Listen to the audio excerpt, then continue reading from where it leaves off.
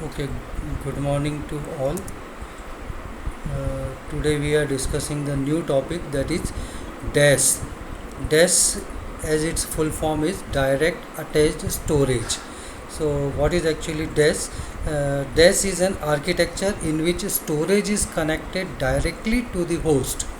The internal disk drives of a host and the directly connected external storage array are some examples of dash. तो dash को यदि हम समझेंगे तो जैसा कि इसके नाम से ही हमें समझ में आ रहा है कि ऐसा स्टोरेज जो कि डायरेक्टली अटैच होता है होस्ट के साथ में, उसको हम बोलते हैं डायरेक्ट अटैच स्टोरेज डैश। अब जैसा कि हमारी इंटरनल डिस्क ड्राइव्स होती हैं या फिर डायरेक्टली कनेक्टेड एक्सटर्नल जो स्टोरेज अरेज हैं, ये सब एग्जांपल्स हैं हमारे डैश के। अब डैश को यदि क्लासीफाइड करना है तो DAS is classified as internal और external based on the location of the storage device with respect to the host. Means अब हम ये देखते हैं कि जो उसका स्टोरेज डिवाइस है उस होस्ट में किस तरीके से लगा हुआ है, उसके हिसाब से वो डैश क्लासीफाइड होता है, या तो वो इंटरनल होगा या फिर वो एक्सटर्नल होगा। अब हम देख रहे हैं ये in internal dash architecture. Internal dash architecture कैसे बनता है? The storage device is internally connected to the host by a serial or parallel bus. The physical bus has distance limitations and can be sustained only over a shorter distance for high-speed connectivity. In addition, most internal buses can support only a limited number of devices and they occupy a large amount of space inside the host, making maintenance of other components difficult. तो इसका मतलब ये हुआ कि जो internal dash architecture है वो इसमें स्टोरेज डिवाइसेस जो है वो इंटरनली कनेक्ट होती है होस्ट में, और वो भी सीरियल या फिर पैरेलल बस के द्वारा। ठीक है। अब जो फिज़िकल बसेस जो हमारी इसमें लगी हुई है उसमें सबसे बड़ा प्रॉब्लम जो होता है वो डिस्टेंस लिमिटेशंस का है कि हम केवल शॉर्टर डिस्टेंस के लिए, क्योंकि ये सीपीयू के अंदर की बात है, अंदर स्टोरेज डिवाइसेस कनेक्टेड है तो अंदर ही बसेस लगी हुई है, तो शॉर्टर डिस्टेंस के लिए ही हम ये स्टोरेज को कनेक्ट कर सकते हैं, और दूसरा हाई स्पीड कनेक्टिविटी हमें तभी मिलेगी। उसके अलावा इंटरनल बस जो है वो केवल सपोर्ट करता है लिमिटेड नंबर ऑफ डिवाइसेस को, तो इसमें हम ज़्यादा डिवाइसेस को उसमें नहीं जोड़ सकते हैं। उसी तरीके से जो बस भी है वो भी अपने आप में it occupies a large amount of space, वो भी जगह घेरती है होस्ट के अंदर, मीन्स हमारे सीपीयू के अंदर, तो making maintenance of the other components difficult. तो ये इंटरनल डैश के साथ में कुछ प्रॉब्लम्स होती हैं, कुछ लिमिटेशंस हैं। वो लिमिटेशंस हैं डिस्टेंस के, वो लिमिटेशंस हैं स्पेस के, वो लिमिटेशंस हैं हमारे नंबर ऑफ डिवाइसेस के। तो ये इंटरनल डैश के साथ में प्रॉब्लम होती है। इसके इसीलिए आगे इसमें आता है कि एक्सटर्नल डैश। तो एक्सटर्नल डैश हमारा क्या है? On the other hand, in external DAS architecture, the host connects directly to the external storage devices and data is accessed at the block level. In most cases, communication between the host and the storage devices takes place over the SCSI or FC protocol. Compared to internal DAS and external DAS overcome the distance and device count limitations and provide centralized management of the storage devices.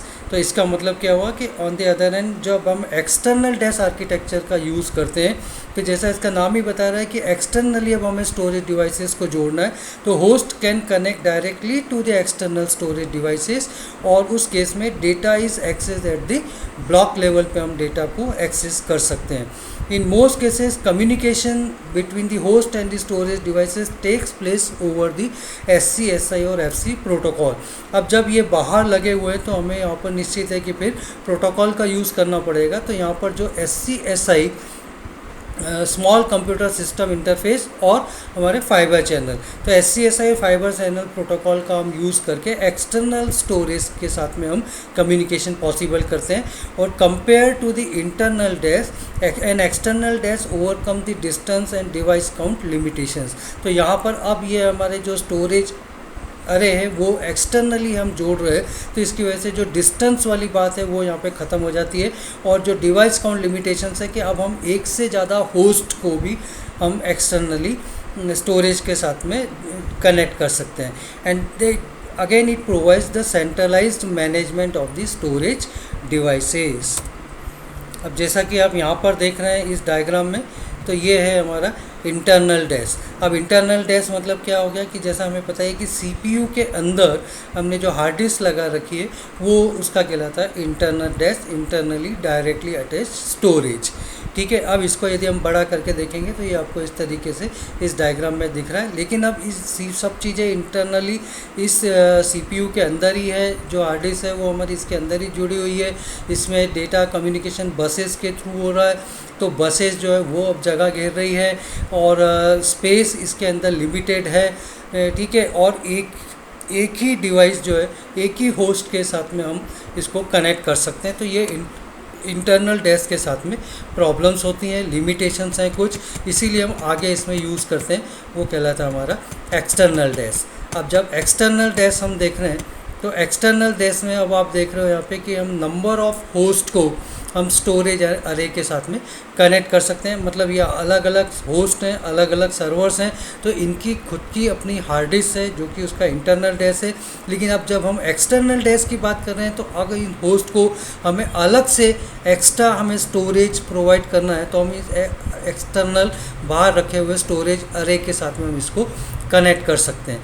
ठीक है, अब यहाँ पर external storage अरे के साथ में इसको कनेक्ट करें तो हमारे पास में जो डिस्टेंस की प्रॉब्लम नहीं बची कि सीपीयू के अंदर ही कनेक्ट करना है तो डिस्टेंस की बात है, तो डिस्टेंस की प्रॉब्लम नहीं बची. दूसरा, इसमें बसेस की ज़्यादा प्रॉब्लम नहीं क्योंकि हम directly port to port connectivity दे रहे हैं इसमें. और दूसरा, इसमें हम प्रोटोकॉल्स का यूज़ करके ट्रांसफ़र कर रहे हैं. और तीसरा, इसमें हम नंबर ऑफ़ डिवाइस काउंट भी ज़्यादा कर सकते हैं. उसमें एक इंटरनल में एक के साथ में एक ही कनेक्ट होता है. यहाँ पर इस स्टोरेज एरे के साथ में एक से अधिक होस्ट को हम कनेक्ट कर सकते हैं. अब यहाँ पर आप देख रहे हैं कि हर एक होस्ट के साथ में उसके पोर्ट्स हैं और स्टोरेज एरे के साथ में उसके पोर्ट्स हैं. तो हम एक होस्ट को port to port connectivity storage array के साथ में दे सकते हैं और नंबर ऑफ़ डिवाइसेस इसके साथ में, नंबर ऑफ़ होस्ट इसके साथ में ज़्यादा से ज़्यादा जोड़ सकते हैं. अब यहाँ पर केवल ये डिपेंड करता है कि स्टोरेज एरे के साथ में इसके खुद के नंबर ऑफ़ पोर्ट्स कितने हैं. जितने, अब इसमें एक पोर्ट अभी यहाँ पर और खाली दिख रहा है तो एक होस्ट को हम यहाँ और जोड़ सकते हैं. तो जितने ज़्यादा इसमें नंबर ऑफ़ पोर्ट्स होंगे उतने ज़्यादा होस्ट को हम इसमें कनेक्ट कर सकते हैं. और एक्सटर्नल डैश जो है वो हमारे साथ में ये जो लिमिटेशंस हैं इसकी, डिस्टेंस की, स्पेस की, उस सारी समस्याओं से इसमें छुटकारा मिलता है. इसलिए हम यहाँ पर यूज़ करते हैं एक्सटर्नल डैश. चलिए अब हम आगे देखते हैं DAS benefits and its limitations. तो DAS requires a relatively lower initial investment than storage networking architectures. Dash configuration is simple and can be deployed easily and rapidly. The setup is managed using host-based tools such as the host operating system, which makes storage management tasks easy for small environments. तो यहाँ पर देखने वाली बात है कि इसका फ़ायदा ये मिलता है हमें कि जो डैश आर्किटेक्चर हमें एस्टेब्लिश करना है वो बहुत ही सिंपल है, अदर स्टोरेज नेटवर्किंग आर्किटेक्चर से बहुत सिंपल है और इसमें रिलेटिवली लोअर इन्वेस्टमेंट लगता है. डैश के जो कॉन्फ़िगरेशंस हैं, मतलब केवल हमें एक हार्ड डिस्क लगाना है इसमें, तो इसको इजीली हम डिप्लॉय कर सकते हैं, रैपिडली इसको हम लगा सकते हैं. इसका जो सेटअप भी है उसको मैनेजमेंट करना वो भी आसान है, होस्ट बेस्ड टूल से ही ये मैनेज होता है. और सच एज मेनली जो होस्ट का हमारा ऑपरेटिंग सिस्टम होता है, क्योंकि देखिए अगर मेमोरी है या स्टोरेज है, इस सब को मैनेजमेंट करना ये हमारा मेन ऑपरेटिंग सिस्टम का काम होता है. ऑपरेटिंग सिस्टम में हमारी मेमोरी मैनेजमेंट करता है और स्टोरेज का भी मैनेजमेंट करता है. तो होस्ट का जो ऑपरेटिंग सिस्टम होता है वो ही रिस्पॉन्सिबल होता है इस सारे स्टोरेज को मैनेज करने के लिए, which makes storage management task easy for small environments. अब यहाँ हम आ रहे हैं इंटरफेस प्रोटोकॉल्स पे. तो अब जब भी यहाँ पर स्टोरेज में चाहे इंटरनल है या एक्सटर्नल है, डेटा ट्रांसफ़र जो होता है, स्टोर मीन्स डेटा हमारा स्टोर होता है और रिट्राइव होता है, तो उसके लिए हमें कुछ सर्टन प्रोटोकॉल्स लगते हैं. तो वो प्रोटोकॉल्स हम देख रहे हैं वो कहलाते हैं हमारे interface protocols. A protocol enables communication between the host and the storage. Protocols are implemented using interface devices or the controllers at both source and the destination. The popular interface protocol used host to storage communications are